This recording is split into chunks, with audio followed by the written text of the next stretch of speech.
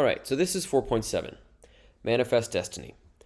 And this section is going to introduce a concept, Manifest Destiny, that is sort of the entire theme of this entire unit. Unit 4, westward movement, westward expansion, increasing the amount of land that we have. So let's get into it. Got some vocab words: Manifest Destiny, Bear Flag Republic, Treaty of Guadalupe Hidalgo, Mexican Cession, and 49er. So let's talk about Manifest Destiny. Manifest Destiny is a term coined by John L. O'Sullivan in the 1840s. And basically what it is it's the belief that we, the United States, white America, we have been ordained by God to expand westward to the Pacific Ocean. Now, basically what that means is, as goofy as it sounds, we are God's special, perfect people. We're his favorite country ever, and he wants us to take over the continents. That's basically Manifest Destiny in a nutshell. We, up to this point, have gotten about 2/3 across from the Atlantic Ocean all the way through, what we call the Midwest today, a little bit further. But now God has decided that we are going to get the rest of it. We're going to move all the way out to California, to Oregon, to modern-day Washington, and we're going to touch both sides of the coast, from sea to shining sea. That's Manifest Destiny. Now, a lot of Americans are going to see this as a great way to grow the economy, right? You get more land, you get more resources. If you have more land, you could have more people. More people can do more jobs. All that stuff is going to make your country richer and expand your economy. But unfortunately, there's a really kind of devious dark side to this. And that dark side is people are going to use this belief, Manifest Destiny, as a justification for taking lands from people they deemed inferior.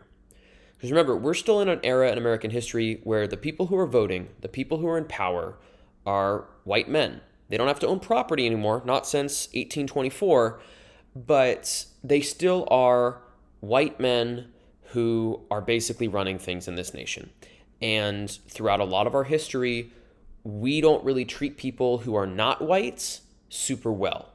And that includes the people who live west and south of us, the American Indians and the Mexicans. We deem them as inferior. We see them as uncivilized or just simply not as good as us. So because of this, we're just going to take their land because they're not using it to its full potential. We're better and we can use it better, therefore we should have it.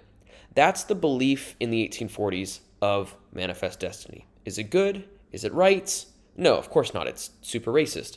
But that's what people believed at the time, and that's the reason that we felt that we were entitled as Americans to take this land from others.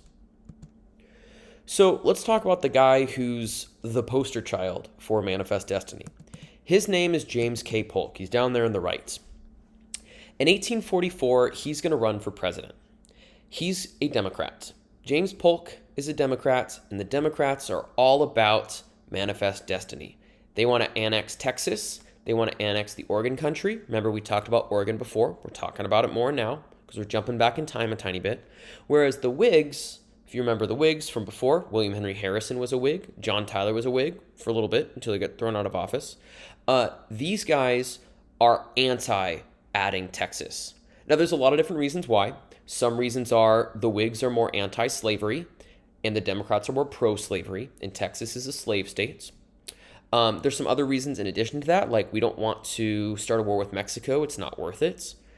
But regardless, James K. Polk wins. He gets 170 electoral votes to Clay's 105, and as a result, James Polk is now president. Now, before I go on, I'm going to talk about James Polk for a little bit. In terms of presidents, if you count how effective a president is, if you rank them based on how much they get done compared to how much they say they're going to do, like, tons of presidents, when they're running for office, Trump, Biden, Obama, Bush, whoever, they always make a ton of promises. They always say they're going to do all these things when they enter the White House. It's part of the, hey, you should vote for me because if you do, I will do X, Y, Z. If you rank a president based on how many of those things he actually follows through with and does, James K. Polk is pretty much near the top, if not the top. When he's running for president, he says that he's going to Basically complete manifest destiny. He's going to add Texas. He says he's going to add Oregon. He says he's going to add the Southwest, California, Nevada, Utah, etc. At that point, we would have called it Mexico, right? And he does all these things when he's president. So James K. Polk is a very effective president. Now, at the same time, he's also like a super lame guy.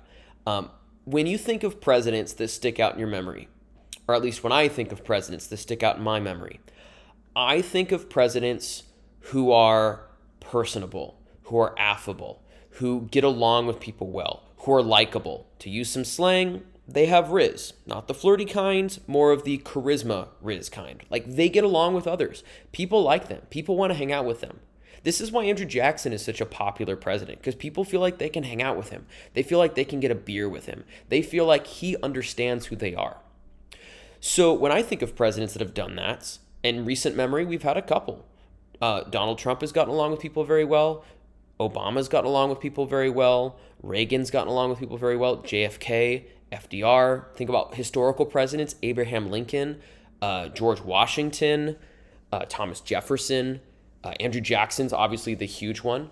So all these presidents have something in common, which is they get along with people very well. They don't get along with everybody, obviously, but enough people support them that they're able to be moderately successful, or at least relatively successful. James K. Polk is the total opposite of this. James K. Polk is super lame. He's super boring. He's so boring, in fact, that he literally has to train himself to have a personality. When I say that, I mean he would literally go up to a mirror and he would practice his speeches and he would practice conversations. He would practice giving jokes because he just wasn't a super likable guy. Now, here's the thing. He is president and he's super effective, and yet he's still kind of got this lame personality. Well, he is effective enough at teaching himself how to have a personality, how to basically fake it so people like him. And this results in him being a fairly successful president, at least in terms of adding land to our nation.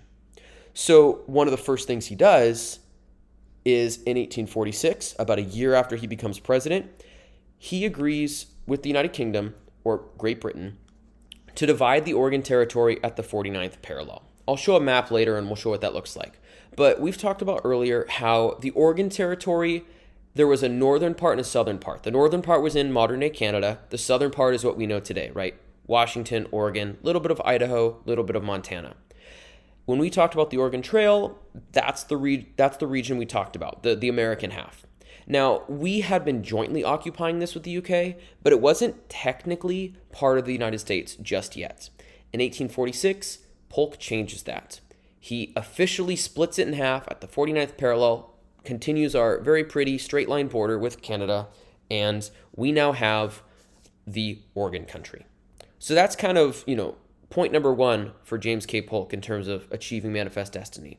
Promise number one has been kept. At the same time, he's also going to add Texas. He adds Texas literally the first year he's in office, like even before the Oregon Territory. Texas is added to the United States. Now, this is something we were going to do anyways. This is something Texas wanted anyways. Polk says, I'm going to add Texas. Texas says, I want to be part of the U.S. So even though Mexico is offering Texas true independence if they don't get added to our nation, if they aren't annexed, Texas really doesn't care. And Texas really doesn't care and really wants to be part of our nation so badly that they're actually going to threaten to ally with the United Kingdom. Well, they won't threaten, but they'll spread rumors. They'll kind of say like, hey, have you heard that maybe we might join the UK? Now, obviously, you know our history with the United Kingdom. We fought 2 wars with them. We fought 2 wars against the British. We don't want that. So we're going to add Texas to the Union. Texas becomes a state, and now all the issues Texas had, mostly the border dispute with Mexico, we have that border dispute with Mexico. So if we take a look at this map, this is what the U.S. looks like at the time. The Oregon country has been split in half at the 49th parallel. This bottom half is now part of our nation. And Texas, including this dark reddish, pinkish area, is also part of our nation as well.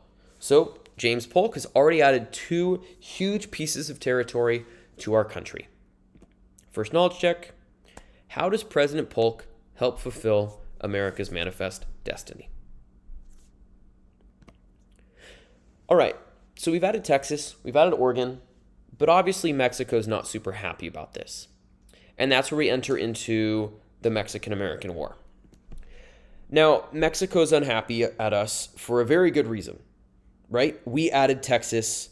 They're worried that California is going to be next. They're worried New Mexico is going to be next. Now, New Mexico back then is not the state of New Mexico. It's actually the states of Nevada, New Mexico, Utah, and Arizona. But they called all of it New Mexico at the time. So they're kind of worried we're going to take that. And I mean, they're kind of valid in their feelings in the sense that Polk totally wants it and he's not shy about saying that. And at the same time, we're actually kind of angry at Mexico as well, but for a much goofier, kind of dumb reason. And the dumb reason is they didn't sell us half their country. We offer to buy both California and New Mexico, basically half of Mexico's land. We offer them $30 million for it. That would be like if Germany today said, hey, Joe Biden, can you sell us half of your country for $1 trillion? That would be ridiculous. One, it's worth way more than that. And two, we're not about to sell just half our country to some random other country. Like, that doesn't make any sense. That's ridiculous. So, of course, Mexico says no, and they have the right to. But for whatever reason, we're going to kind of take that as a slight. We're going to be kind of angry about this. So President Polk doesn't get California and New Mexico straight up. He doesn't get to buy them. And what other option can he pursue if he wants to get this land? Well, you could take it. And how do you take land? Well, you got to go to war for that. So James K. Polk starts thinking about how he can declare war on Mexico without seeming like the bad guy. So here's the setup for the war. We both claim the land between the Rio Grande and the Nueces River. Both us and Mexico. I'm going to go back to the map and I'm going to show you what I'm talking about, just in case you forgot. It's this region right here. The Rio Grande is kind of this bottom trace of what we know as Texas today. This is the Rio Grande River. It's the border between Texas and Mexico today. This is what we claim is the United States. Mexico claims the U.S. ends here, and all this land is actually theirs. So we kind of have a border dispute on our hands. And Polk knows this, and Polk wants to take advantage of this. So what he does is he orders Zachary Taylor, this gentleman on the right side, who would later become president. In January 1846, he orders General Zachary Taylor to set up posts in the disputed area. Because, he's going to claim, hey, I'm just sending the military to our border. We got to protect ourselves, and the military, that's their job. But he really knows, and so does Mexico, and so does literally everyone, it's an open secret, that Polk is sending these guys to provoke a conflict. And so from the Mexican perspective, what we've just done is we've sent the American military, the U.S. military, into Mexico. And we have a word for that. We call that an invasion. An invasion is a declaration of war. If one country invades another, think Russia moving troops into Ukraine from a couple years ago, that's how a war starts. And so from the Mexican perspective, we've just invaded their territory. So they're going to send Mexican troops in April of 1846 to cross the river and kind of deal with this situation. And while they're dealing with this situation, they cross into what we consider our territory. And they get into a conflict with American forces. About 7 Americans die. And from our perspective, that means that Mexican troops entered our country, killed our people, and basically invaded us. So Polk calls a joint session of Congress. He calls both the House of Representatives and the Senate together, and he tells them about this situation. And he says, we have lost American lives on American soil, and we need to do something about this. And Congress is totally on board because 1, they don't really like Mexico. 2, manifest destiny. Therefore, 3, we should declare war and take this land from them. So Mexico's going to basically enter into a war with us. Congress declares war in 1846, and the first battle of the war happens in 1847. Now, up to this point, we fought 2 wars, right? We fought the War of Independence and the War of 1812. And in both of those wars, we've been the underdog. We have been fighting a vastly more prepared, better trained, and better equipped army. The British, right? They had the largest army and navy in the world. We were the underdogs. But in this war, we're not. This is the first war where we actually have the upper hand. We have better supplies. We have better trained troops. We have more people. And we're not a brand new nation anymore. But Mexico, they're a brand new nation. They're in the same situation we were in about 10 years before the War of 1812. They're not ready for a fight. So this war is going to be a piece of cake for us, which is why in February of 47, when the Battle of Buena Vista happens, despite the fact that we're outnumbered 2-1, we have better weapons, better leadership, better training. We easily win this battle. So we already have our first victory, and this is near the Texas-Mexico border. And we realize, because we have a larger military, because we're better equipped, we should try some tactics to make things harder on the Mexicans. And the tactic we choose is a pincer maneuver, a large-scale pincer maneuver. If you think pincers like, crabs, they pinch each other, right? We're gonna pinch, or the two, the claws pinch together, or they pinch people. Well, that's what we're gonna do. We're gonna pinch Mexico. We're gonna attack them from 3 different sides. We call these fronts in war, 3 different fronts. So the first front is started with the Battle of Buena Vista, and that front is from Texas. Front number 2 is the South. General Winfield Scott, the guy on the top right, he is going to land on the Mexican port of Veracruz near the Yucatan Peninsula. He is going to take the ports and start marching towards the capital of Mexico, Mexico City. So the Mexicans now have an army on the southern side of their nation. They have an army on the northeastern side of their nation. And they're about to have an army on the northwestern side of their nation. General Stephen Kearny, he's going to cut across to Santa Fe. He's going to capture it without firing a shot. No one at Santa Fe can really stand up to the U.S. military's might at this point, so they just give up control. And he was going to move on to San Diego. And by early 1847, he's going to have control of all of Southern California. So in literally 3 to 4 months, we have cut Mexico in half, surrounded it by 3 armies, and we're slowly pinching them in and we're squishing them. To make matters worse, a couple of months before the war started, California starts rebelling. Because we've had a ton of Americans in the Oregon country actually move into Northern California and set up settlements. And they don't really like what's going on with Mexico. They're not really a big fan of being Mexican nationals, people living in Mexico. So they start revolting as well. They're led by a man named John C. Fremont. We've talked about Fremont before. You might know him as the namesake of Fremont, California. On June 14th, 1846, we are declared an independent republic. We're also known as the Bear Flag Republic. Why? Because there's a bear on our flag. Simple as that. We are not independent for as long as Texas is. I mentioned earlier, Texas is the longest, as a state, it has been independent for the longest out of any of the states that were once independent nations. We are independent for a whole 25 days, not even a full month.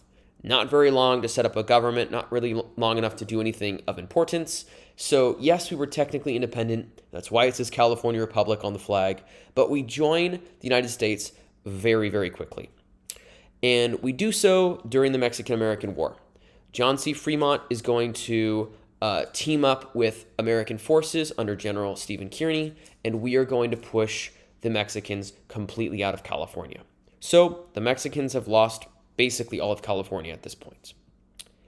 And by September of the same year, we're still in the same year. This isn't like the Revolution where it was 7 years long.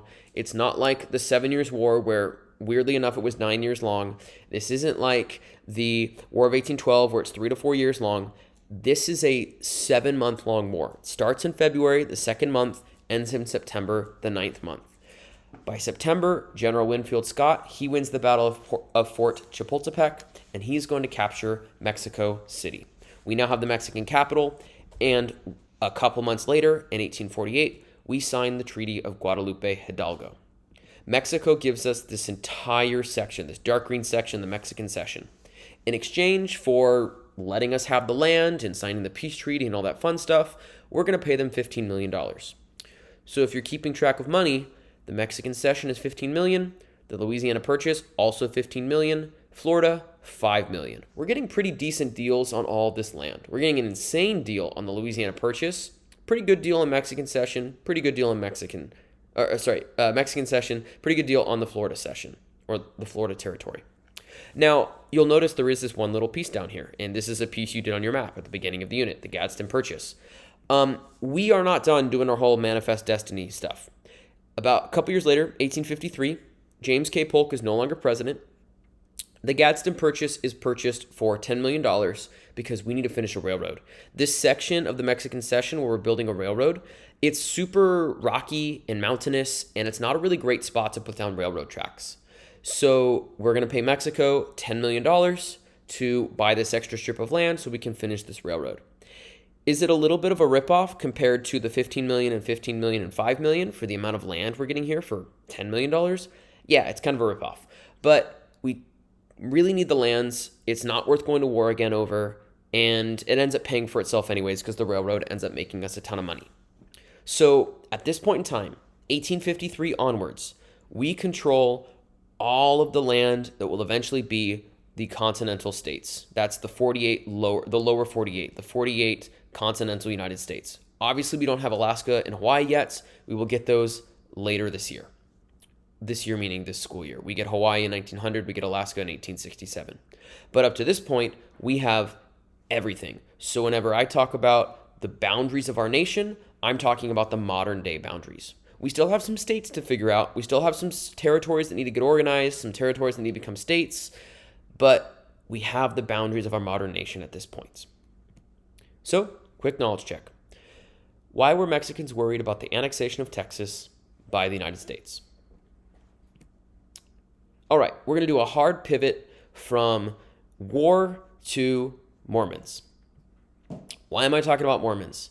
Well, they have a huge influence on the part of the country we now call the Southwest. It's part of the Mexican Cession is where the Mormon people eventually have a massive influence. So let's talk about some background here. There are 4 events or 4 time periods in our nation's history in which religion becomes a huge thing. They are called Great Awakenings. At the beginning of this year, we talked about the first one. The first Great Awakening happens when we're still colonies. And during this time period, everyone gets super religious again. Christians start going to church more often. People start worrying about sinning and going to hell. People start worrying about being good enough to get to heaven. They start reevaluating their beliefs as Christians. That's the first Great Awakening. The Mormon religion emerges during the second Great Awakening. And then we'll talk about the third briefly at the end of this year, and then the fourth Great Awakening happens in the 1980s. But we're talking about the second Great Awakening today. The second Great Awakening starts in the late 1700s, like 1790, but it really doesn't start picking up steam until 1830-ish, 1820s, 1830s, 1840s. That's when Joseph Smith comes into the story. Joseph Smith is alive and a young man in his 20s during the middle of this Great Awakening. So he's surrounded by a society that's starting to slowly get obsessed with religion. And his job, aside from being a farmer living in Rochester, New York, his job is he is a treasure hunter, which is self-explanatory, and he's also a diviner. Now, a diviner is kind of a weird job. It doesn't exist anymore. When you are settling a new area, one of the things you need, in addition to food and shelter, is drinking water. You need water for crops, for your food, for, hydration, etc. And if you don't live near a river or a stream or a lake or another body of fresh water, you need to find a new way to get water. Well, the way that people got water back then was in wells. And how do you make a well? Well, you need to drill into the ground and find aquifers. Aquifers are large bodies of water. They're caverns filled with water underneath the Earth's surface. And not every place has an aquifer under it. So that's when you would call a diviner, like Joseph Smith. Joseph Smith would use his tools and his intuition to figure out where the aquifer was, so he would divine where the aquifer was, hence the name diviner, and he would tell you where to drill to find water, so you could create a well. This is Joseph's job. So he's no stranger to finding treasures or using something to find these wells. So in 1823, he goes into what's effectively his backyard, the woods behind his house. And he goes up on top of a hill underneath a tree, and something calls to him. And he decides to start digging. And underneath this hill, he finds golden plates. Now, they're not like plates like you find in your kitchen. They're plates kind of like in this image right here. They are tablets, essentially. Tablets made of gold with writing on them. And Joseph identifies this writing as an ancient language, ancient Hebrew. And a figure appears to him. This is according to the Mormon religion. A figure appears to him, and his name is Moroni. That's that angelic figure that you see there. Moroni gives Joseph the tools to translate these plates into English, and Joseph starts translating. And after a number of months, Joseph is able to piece together a story. And this is a story about ancient Jewish people who sailed to what is now the United States thousands of years ago before the time of Jesus. And they settle here. They call this their promised land. If you remember from 6th grade when you learned about the Israelites and the Jews and Judaism, you'll remember that they wandered for 40 years in the desert looking for the promised land. Well, one of those tribes, they came here, according to the Church of Jesus Christ of Latter-day Saints, the LDS Church, the Mormon Church. According to them, they came here, or one of the tribes did. They settled here, they created a civilization, and through a lot of important for the religion, but not important for class today, for a lot of reasons, they end up dying out.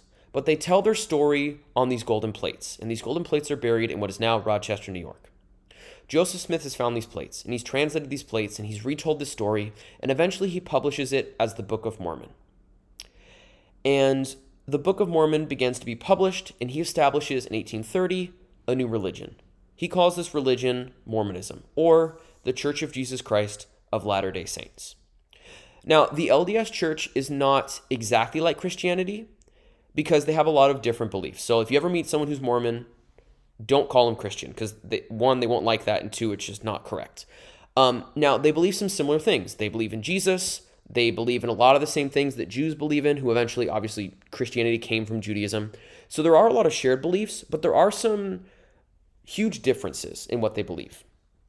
And because there are these huge differences, Joseph Smith and his people, the Mormon people, the LDS people, the Latter-day Saints, they kind of get into some trouble. Now, some of these beliefs are kind of like not a big deal for people, so they don't really care because there's a lot of similarities between Mormonism and Christianity. They're fine with that. But there's a couple of things, there's one big one that I'll talk about in a sec, that are going to get these new Mormons in trouble. And it's going to force them to leave multiple areas. And that big teaching, the one that's going to get them, specifically Joseph, in a lot of trouble during this time period, is polygamy. And what is polygamy? Polygamy is the practice of marrying multiple women. Joseph Smith, when he first creates this religion, one of its central ideas, one of the practices that a lot of Mormon leaders engaged in was marrying multiple women. So Joseph Smith, during his life, he has dozens of wives. Some of them are as young as 13. Some of them are as old as 50 or 60 years old. And now, obviously, we're in the middle of the Second Great Awakening. And we're in the middle of this time of religious revival. And you're not supposed to cheat on your wife, according to the Ten Commandments, according to Christianity. So a lot of Christians see what Joseph is doing as a sin. They see his whole idea of polygamy, marrying multiple women, as being a bad thing, as being wrong. So they're going to be hostile towards the Mormons, violent in some cases. So the Mormons are basically chased out of New York, and they move west. And eventually they get to the western frontier, or at least by the 1840s, what is the western frontier? And that is Illinois. And they create a community called Nauvoo. Nauvoo comes from ancient Hebrew. They name it after an ancient Hebrew Bible verse, or a Bible verse, and they use the ancient Hebrew word, Nauvoo. And they form this new community. And things are going well so far. But the Mormons still practice polygamy, and polygamy is illegal. And in 1844, Joseph Smith and his brother are arrested and placed in jail. And the non-Mormons that live near and around the Nauvoo community, they end up breaking into the jail, and they end up shooting and killing Joseph Smith and his brother. So in 1844, about 15 years after the LDS Church is officially established, Joseph Smith is killed. And this is a huge deal for two reasons. Number one, he's their leader, so they're currently left leaderless. But number two, he's their prophet. He's the only one who's ever seen the golden plates. He is the founder of their religion. this is a huge deal for the Mormon people. This is a huge blow to the Mormon people. This is like Jesus dying in Christianity or Muhammad ascending to heaven in Islam. Losing the leader of your religious community is a huge deal, and it's very make or break for a lot of religions. Now, luckily for the Mormon people, someone steps up, and his name is Brigham Young. Brigham Young is going to take charge, lead the people out of Nauvoo, because obviously they're not welcome there, and he is going to help them find their promised land. And they find their promised land in the Great Salt Lake Valley, which is now Salt Lake City, Utah today. This is part of the reason, actually, this is the main reason why so many Mormons live in Utah.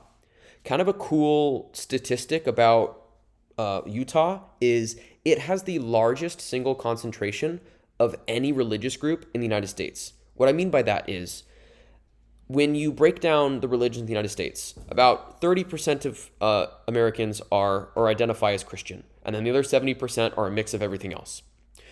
But when it comes to Utahns, people who live in Utah, 50% of them are Mormon. Even though Mormonism is not an enormous religion if you compare it to Christianity or Islam or Buddhism or Catholicism, it's still a pretty massive religion. And the fact that one of our states, literally there's a 50-50 shot the person you meet there is Mormon, that's nuts. That's a really interesting, it's insane how that concentration exists in just one state. And the main reason for that is it's essentially the Holy Land or the Promised Land for the Mormon people. It's the place they were able to settle and find safety. And part of the reason they're able to find safety is because Utah is not part of the U.S. at this time period. So they show up, they set up the Salt Lake City, the city itself, but the region surrounding it too. And for a number of years, they live in peace. Now, eventually, the Mexican-American War happens, and Utah becomes part of the United States. And Brigham Young and the Mormon people, they would like Utah to become a state because they get more privileges and more rights and more freedoms once they become a state, right? Like territories, you can't vote for president. State, you can vote for president, for example. So Brigham Young realizes, though, if he wants to avoid all the trouble they've had in the past, they need to get rid of a couple of their more not so accepted religious practices, namely polygamy. So Brigham Young sort of quietly does away with the idea of polygamy. Mormons today do not marry multiple women. That's not a thing they do anymore. And by 1896, Utah is officially accepted as one of the United States. They moved from the Utah Territory to the Utah State. Part of that agreement was dropping some of the beliefs, namely polygamy. And that's the story of the Mormons. It's one of the newest religions in the United States. It's one of the only religions founded in the United States. And it's part of the reason why Utah has become a state, because of the influence of the Mormon people, which is why most Mormons live in the United States today. There's also, interestingly, a large Mormon population as well in the Mission Viejo area. I had a ton of friends that were Mormon growing up. There's a lot of them in this Orange County area, in this Mission Viejo area. So that's Mormonism, the brief, quick version of it. They've settled in Utah, and Utah is now a state. Quick knowledge check. Why did the Mormons go to Utah? Why couldn't they stay in Rochester? Why couldn't they stay in Nauvoo? All right, moving on from Utah to California. When it comes to the land we got in the Mexican-American War, the main land we cared about, the one that was the most valuable to us, was California. Why? Because that's where most of the people lived. That's where most of the natural resources were. And in 1848, it's where we find gold. California has two giant spikes in its population. And it's because of two events. The first event is the gold rush. That's what really kickstarts our economy. That's what really kickstarts us becoming one of the largest states. Now, eventually, we do become the largest state. There are 40 million people that live in California today. That's over 10% of the U.S. population living in California. The next largest state, population-wise, is Texas. They only have 29 million. So we have 130% of the people that live in Texas. We have more people than literally every other state. We are the largest state by far. We're probably going to remain the largest state for the foreseeable future. Part of that is because of the 1849 gold rush. The other huge event is actually the invention of Hollywood. Hollywood movies. Everyone wants to come to California, become a movie star. Now, not everyone does become a movie star. Just like in the gold rush, not everyone does strike it rich, but it's still going to bring a lot of people, both the gold rush and Hollywood, to California, and a lot of them are going to stay. Now, this gold in the gold rush is discovered in John Sutter's Mill near Sacramento. It does take about a year or so for the word to get out. So by 1849, over 80,000 people had moved to California. These people get a nickname. That nickname is the 49ers. You've probably heard that nickname before. It's because there's a football team, the San Francisco 49ers, named after the 49ers who moved to California in 1849. Part of the reason why the San Francisco team is named the 49ers is because San Francisco, the Bay, was the main spot where people would disembark when they were moving from other countries or moving from other states by boats. They would stop in San Francisco Harbor, hence San Francisco 49ers. So a ton of people are moving to the States. There's a problem though. You've probably lived in California long enough to notice it. It's pretty dry here. There's not a lot of rain. When it rains, it's a huge deal. When it rains, my dad, everyone else's dad says, "Oh, this is good. We needed this. We're in a drought." And that's because California doesn't get a whole lot of water. As you can see from the map on this right side, this is a map of the runoff. The water that basically starts in the mountains as snow, melts, and runs off into communities. And based on the thickness of the lines, that means more rain. If it's closer to red versus blue, it is more rain as well. Well, most of the thick red lines are in the northern half of the state. If you look down here where we live, Southern California, there's not a whole lot of rain here. There's not a whole lot of runoff. Southern California especially is very, very dry. We're basically a desert. So literally since we became a territory of the United States, we've had water issues. Not only is water an issue because there's not a lot of it for how many people live here, but it's also an issue because there's two different ways that water is allocated or given to people. One is common law, which is if you live near it, it's yours. So if I live next door to a river, that water is mine. But then there's also the water rights system that came around during this gold rush, which was basically calling dibs. If you find it, it's yours. So if a miner sets up next to a lake, that lake is theirs, and they can do whatever they want with it. Even if someone down the river technically has rights to the water through common law. So this is a super kind of tricky situation that our state has been dealing with for literally 150 years, ever since, actually 170 at this point, ever since California became part of our nation. So we're not going to talk a whole lot more about water, but just, keep that in mind. We've got some issues with water in California. You guys will talk more about it in 11th grade when you get into the 1920s in the expansion of cities like LA. So we have a ton of people that live here. And the first step in becoming a state is becoming a territory. Now, California's become a territory. And we get so many people here so quickly that we go through the territory phase really quickly. Like literally a year and a half after California becomes part of the United States, we were a state. Now that seems like a long time, right? Like a year and a half, that's a pretty substantial amount of time. But if you're becoming a state, that's pretty quick. If you think about the other states we talked about, Utah took about 50 years to become a state. Kansas and Nebraska, we'll talk about them later, they take 50 to 60 years. Indiana, Illinois, some of those earlier Midwestern states that became states earlier in our history, they're taking 20 or 30 years to become states. The fact that we do it in a year and a half is nuts. And the reason we can do that so quickly, the reason we can become a state so quickly, is because our population is rising so quickly. And the reason our population is rising is because of the gold rush. So because of this, we become a state in 1850 as part of something called the Compromise of 1850. That's a compromise that has to do with slavery and whether or not California would enter as a slave state or free state. We did enter as a free state. We've never had slavery in California. It's always been illegal. But the whole compromise and the reasons for it and the aftermath, that's something we'll talk about during Unit 5. Just be aware that, hey, California is a state now. It didn't used to be, but then a whole bunch of people came for gold, and now California is a state. So California is a state. Let's talk about the people in that state, the people who made it possible for us to no longer be a territory. Well, something really cool about California is it has always been one of the most diverse states. That means it's always had a wide variety of people living here. And a lot of that is because of the gold rush.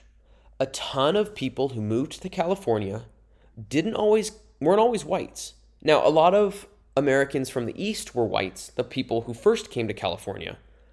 But eventually, we're going to see people coming from Asia, people coming from Africa, and people coming from Europe as well, even South America. We'll talk about those more in just a sec. Something else that's kind of interesting, a side effect of people coming for the gold rush, is most of the people coming to California are coming to mine gold. And at this time period, that's mostly men. So we're going to have way more men in California than women. We're going to have about 4 times as many men as women, which has the really interesting side effect of actually being great for women. You'd think it'd be kind of weird, right? Like there's not as many of them. The men are going to overpower them. But because there's so many more men than women, women are actually going to get more bargaining power. Why? Well, it's simple. If I am a man moving to California in the 1850s and I am single, like I'm not married and eventually I want to have a family. Well, step 1 of me getting that family is finding someone to marry. If there are way more men than women, my chances of finding a wife go down because I have to compete with extra people because there's more of us.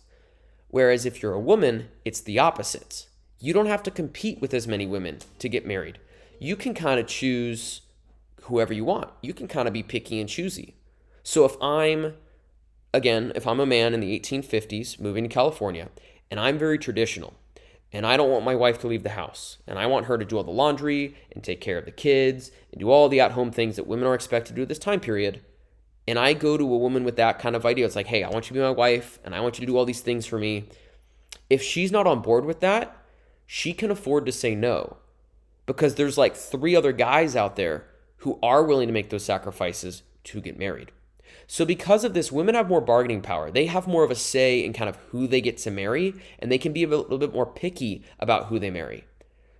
And by contrast, obviously men have to be less picky. They have to be more willing to make sacrifices in order to actually get a wife. Like I might have to compromise on me wanting the wife to stay at home. Maybe I let her have a job. Maybe I take over some of the chores, things like that.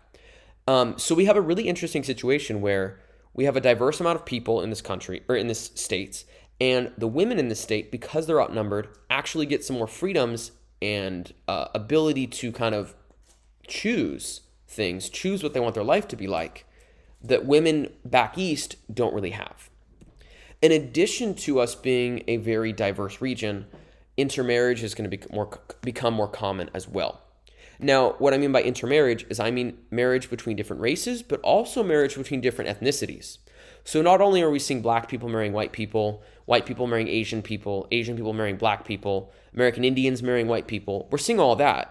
But we're also seeing different ethnicities within racial groups marrying each other. Maybe a Japanese man marries an Asian or marries a Chinese woman. Maybe an Irishman marries an Italian woman. To give you an example, technically my parents are an intermarriage in the sense. Now, if you know me, you know I'm about as white as it gets. I'm pretty much exclusively European. But my mom and my dad are not the same. My mom is half Irish with a little bit of Yugoslavian. My dad is half Irish with a little bit of Russian. Back then, before this whole intermarriage thing, they probably wouldn't have gotten married because they weren't exactly the same culture. But in California, where it's more diverse, the odds of them getting married is higher because intermarriage is now more common. Speaking of how diverse California is, we're going to have people from all over the place. We're going to have escaped slaves. We're going to have free African Americans. We're going to have American Indians. People are coming from the Kingdom of Hawaii, still an independent nation, not part of the U.S. yet. People are coming from China. People are coming from Peru and Chile, like South America. We got people coming from Europe, like Germans, French, Italians, Irish people. We've even got people coming from Australia. So there's people coming from all over the globe to California to hopefully make a ton of money in the gold rush. Now, like we talked about before, most people are not going to strike it rich, but that's not going to stop them from coming here, and it's not going to stop them from sticking around. Now, as diverse as California is, as awesome as that is in the sense that more people have more opportunities, not everyone's going to be treated equally. If you're a Mexican living in California, if you're an American Indian living in California, things are going to be incredibly rough and difficult for you. A lot of Mexicans are going to lose their lands once California becomes a state. They're going to lose it to Americans who take it. A lot of American Indians are going to be driven off their land. This is something we talk about over and over again. It's not the last time we're going to talk about American Indians getting driven off their land. Additionally, a lot of the ones in California are going to starve, die of disease, or get straight up killed by American settlers. We're going to see their population drop 83%, from 100,000 to 17,000 in the course of only 25 years. On the right side, you can see all the major tribes in California. The ones near us are the Juaneño and the Gabrieleño. These are the ones near Mission San Juan Capistrano. These are the ones who would have been working on the mission when Junipero Serra was around setting these up. So unfortunately, not every group is going to see equal treatment. Another two groups that we'll talk about in more detail later who are going to face discrimination are Chinese people moving from China to work on the railroads, to work in the gold mines, and African Americans. Both of these groups are also going to face discrimination. They're also going to be treated differently, and many of them are not going to see the same freedoms and privileges that we are giving to white people at this time period. So, quick knowledge check. How does California grow to statehood?